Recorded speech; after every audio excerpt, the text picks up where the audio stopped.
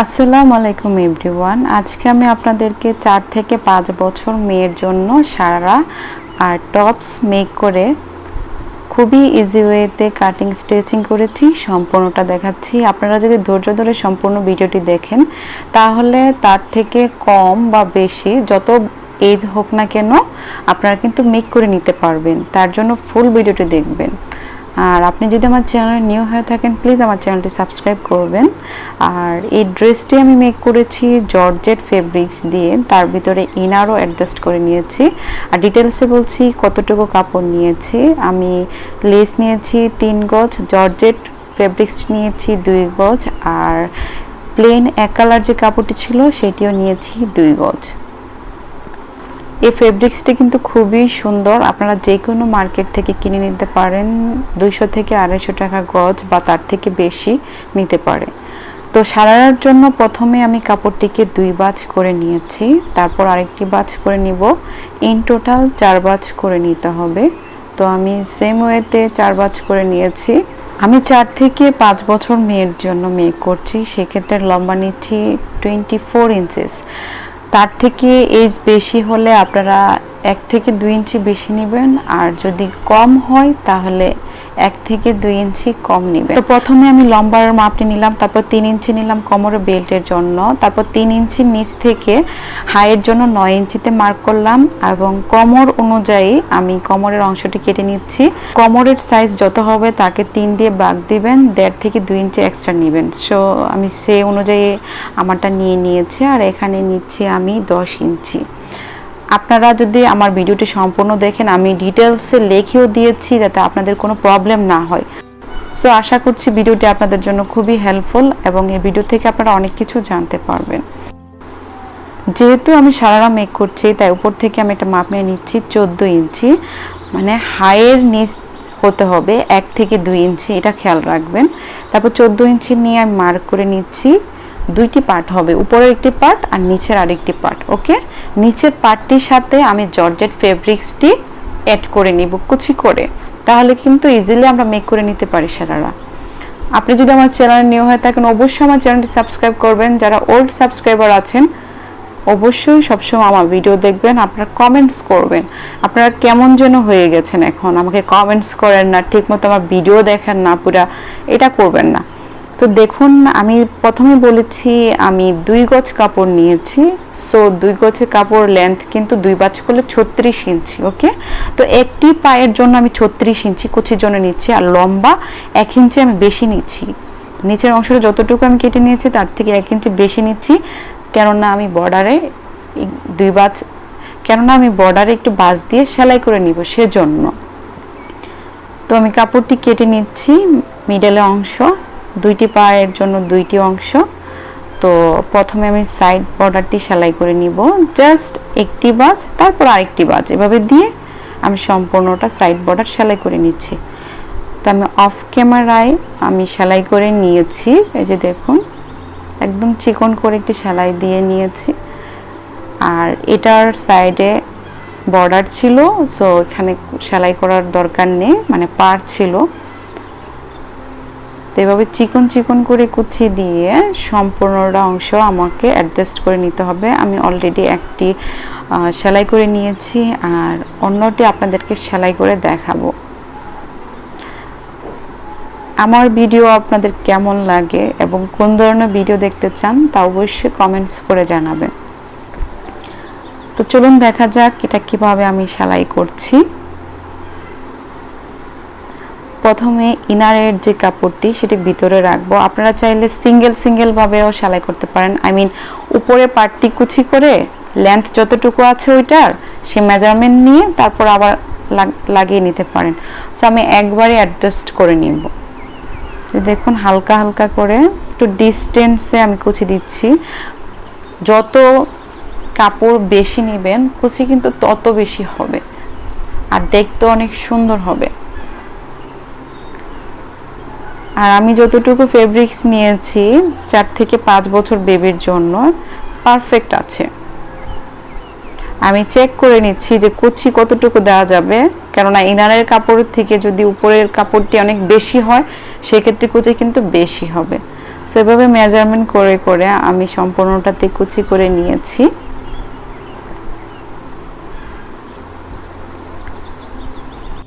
এখন আমি উপরের যে হাইয়ের অংশটি ছিল সেটা 2 ভাঁজ করে দুইটি, দেখুন এখানে কিন্তু দুইটি পার্ট আছে।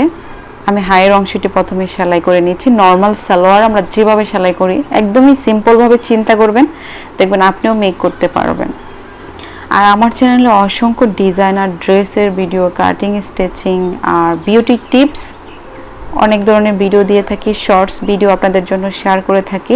আশা করছি আপনারা উপকৃত হবেন, আমার চ্যানেল থেকে অনেক কিছু শিখতে পারবেন। তো আমি এইখানে কোমরের অংশে বেল্টের জন্য যে মানে 3 ইঞ্চি কাপড় রেখেছি, সেখানে আমি 1/2 ইঞ্চি ইলাস্টিক ব্যবহার করব, রাবার ব্যবহার করব। আপনারা চাইলে একদম 2 ইঞ্চি বা 1.5 ইঞ্চি চওড়া সেই ইলাস্টিকটিও ব্যবহার করতে পারেন। সেটা ব্যবহার করব না, কিছুদিন পরে একটু লুজ হয়ে যায়, সেজন্য আমি 1/2 ইঞ্চি করে 2 বার ব্যবহার করব। তো প্রথমে আমি সাইড দিয়ে 1 থেকে 1.5 ইঞ্চির মতো ডিস্টেন্স রেখে জাস্ট একটি ভাঁজ দিয়ে প্রথমে একটি সেলাই করে নিয়েছি। তারপর 1/2 ইঞ্চির মতো ডিস্টেন্স আমি রেখে দিব ইলাস্টিকটি যাতে আমি অ্যাডজাস্ট করতে পারি সেজন্য। তারপর মাঝখানে ঠিক আরেকটি সেলাই দিয়ে নিব যাতে করে দুইটি ইলাস্টিক সুন্দরভাবে অ্যাডজাস্ট করতে পারি। আর ইলাস্টিক কতটুকু দিবেন, আপনার যতটুকু কোমরের মেজারমেন্ট, সাপোজ আমার এখানে বেবিটার কোমর ছিল 22 ইঞ্চি, তাকে আমি 2 দিয়ে ভাগ দিয়েছি, তার সাথে 2 থেকে 3 ইঞ্চি এক্সট্রা নিতে হবে এই চিকন ইলাস্টিকের মেজারমেন্ট। আপনাদের যার কোমর যতটুকু সেম এভাবেই নেবেন। আর যদি আমি 1.5 ইঞ্চির চওড়া ইলাস্টিকটি ব্যবহার করতাম সেক্ষেত্রে মেজারমেন্ট আলাদা হতো। এখন সালোয়ারের নিচের যে পট্টির অংশটুকু আছে সেটি আমি সেলাই করে নিচ্ছি। প্রত্যেকটি সেলাই কিন্তু আমি ডাবল করে দিয়েছি। যারা এরকম ভিডিও দেখতে পছন্দ করে বা কাটিং স্টিচিং করে, আপনারা কিন্তু চাইলে আমার ভিডিওটি শেয়ার করে দিতে পারেন।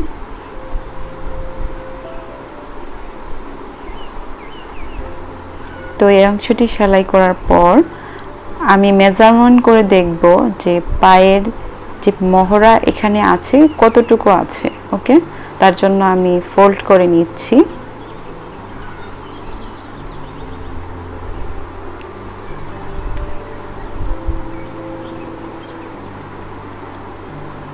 তারপর আমি মেপে দেখাচ্ছি, এখানে আছে 8 ইঞ্চেস, ঠিক আছে।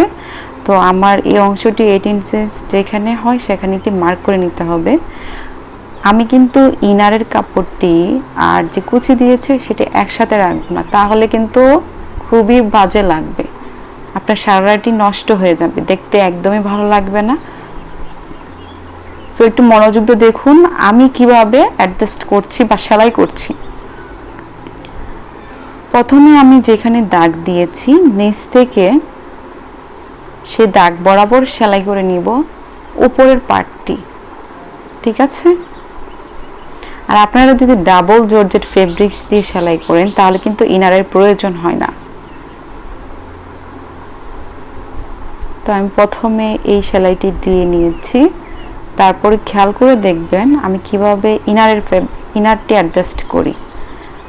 তার জন্য ভিতরের কাপড়টি সরিয়ে নিতে হবে, জাস্ট উপরে 1 থেকে 1.5 ইঞ্চির মতো সেলাই পড়বে, তার জন্য কিন্তু কাপড়টা টেনে টেনে ধরে রাখতে হবে। এই যে দেখুন আমি অলরেডি কাপড়টি এভাবে সরিয়ে নিয়েছি, ঠিক আছে। আপনারা চেষ্টা করলে পারবেন, এভাবে করলে পারফেক্টলি হয়। রেডিমেড সালোয়ারগুলো দেখবেন এভাবেই সেলাই থাকে।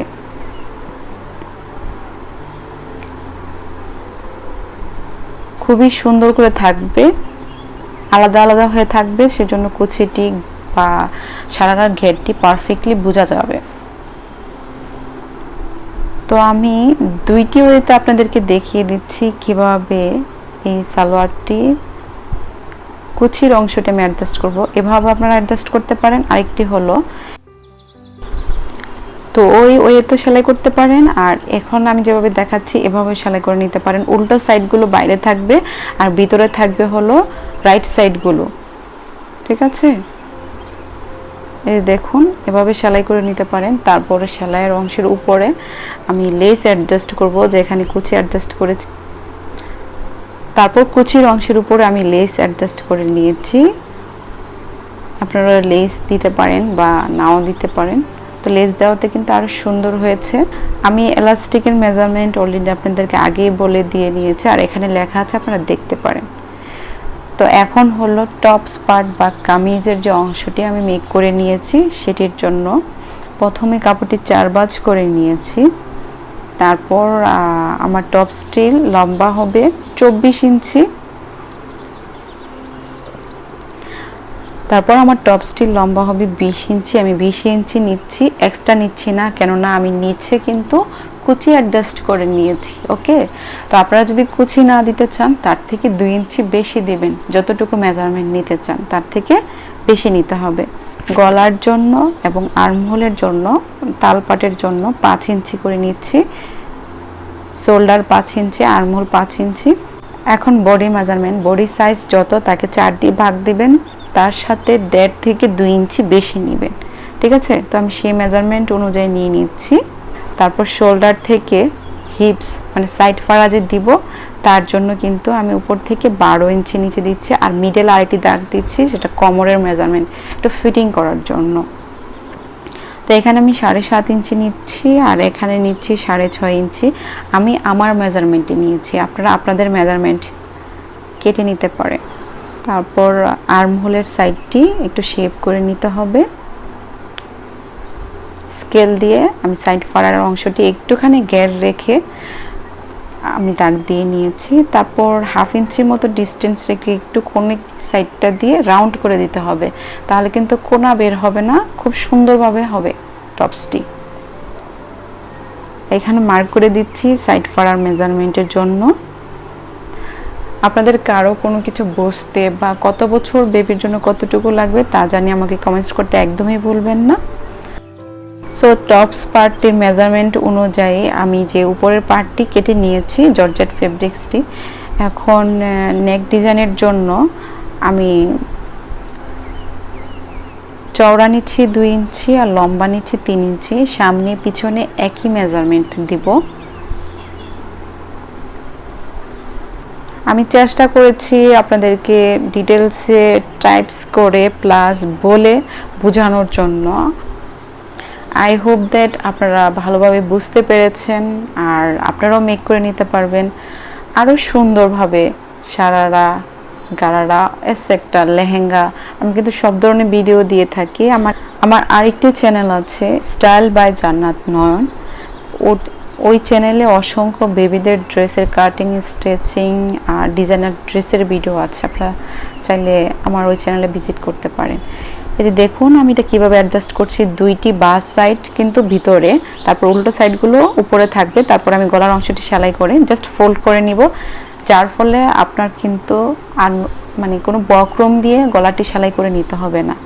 আমি তার উপরে লেস অ্যাডজাস্ট করব, আপনারা যদি লেস না দিতে চান তার উপরে জাস্ট সেলাই দিলেই হবে। লেস লাগিয়ে নিয়েছি, তারপর সম্পূর্ণ অংশটির সাইড ইনারের সাথে যে কাপড়টি সম্পূর্ণ সাইড দিয়ে আমি সেলাই করে নিয়েছি। আপনারা সেলাই করে নেবেন, তাহলে সেলাই করতে সুবিধা হবে। তারপর পিছনের পার্টটিতেও আমি সম্পূর্ণ সাইডটি দিয়ে সেলাই করে নিয়েছি, আর গলাটি করে নিয়েছি। পিছনে আমি কিভাবে চেন অ্যাডজাস্ট করেছি তার ভিডিও আমি ডেসক্রিপশনে অ্যাড করে দিব, আপনারা দেখে নেবেন। আমি যেভাবে চেন অ্যাডজাস্ট করি আমার চেন একদমই দেখা যায় না, পারফেক্টলি হয়।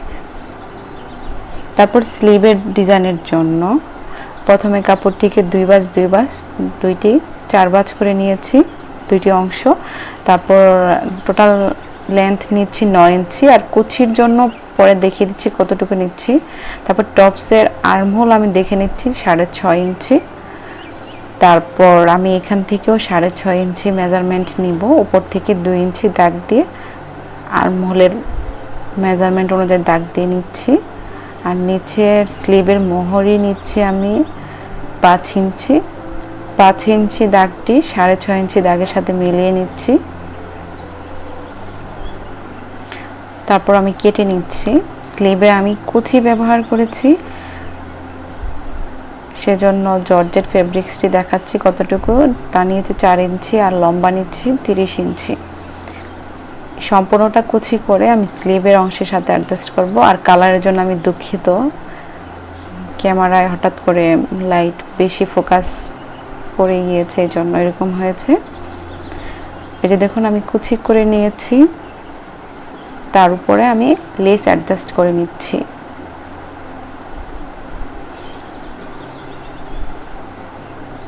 তারপর শোল্ডার থেকে আর্মহোলের অংশের সাথে আমি স্লিভের অংশটি অ্যাডজাস্ট করে উপর থেকে যে আমি 12 ইঞ্চিতে দাগ দিয়ে নিয়েছি সে পর্যন্ত সেলাই করে নিব। সেই পর্যন্ত আমি সেলাই করে নিয়েছি। তারপর নর্মালি কামিজ আমরা যেভাবে সাইড ফাড়া সেলাই করি প্রথমে একটি ভাঁজ তারপর আরেকটি ভাঁজ, তো এভাবে আমি প্রথমে একটি ভাঁজ আরেকটি ভাঁজ দিয়ে সম্পূর্ণটার কামিজের সাইডটি সেলাই করে নিয়েছি। জাস্ট আমি একটি সেলাই দিয়েছি, ওকে।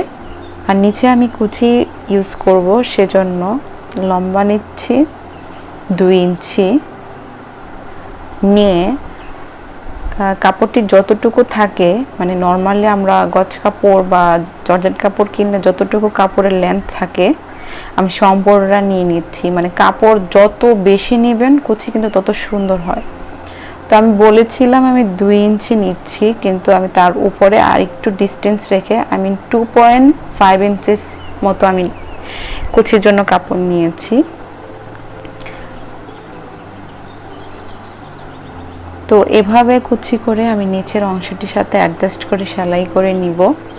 আসলে এই টপস অ্যান্ড শারারাটি অনেক সুন্দর হয়েছে। আপনাদের কাছে কেমন লেগেছে আমাকে তা জানিয়ে কমেন্টস করতে একদমই ভুলবেন না।